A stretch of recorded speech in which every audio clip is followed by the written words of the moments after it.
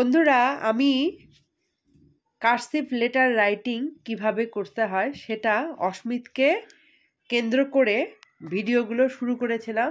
Part 1 part 2 হয়েছিল, আর এল পর্যন্ত আমি দেখিয়েছিলাম দুটো পার্টে।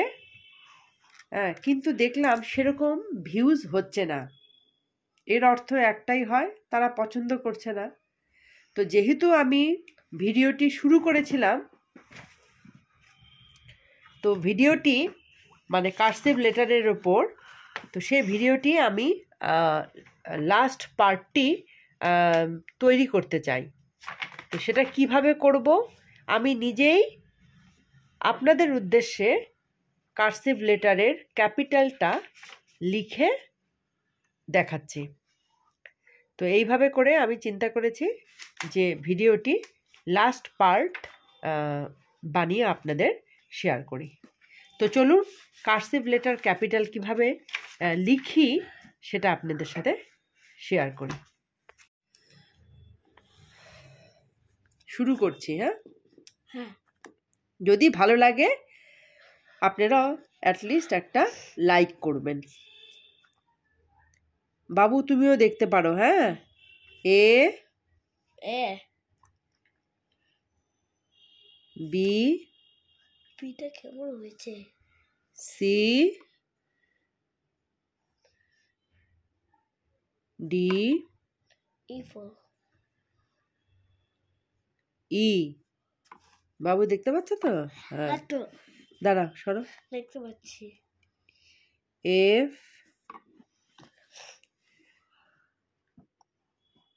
জি H I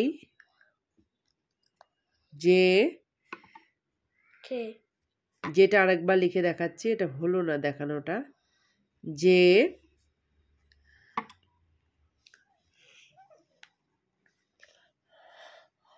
K L M N O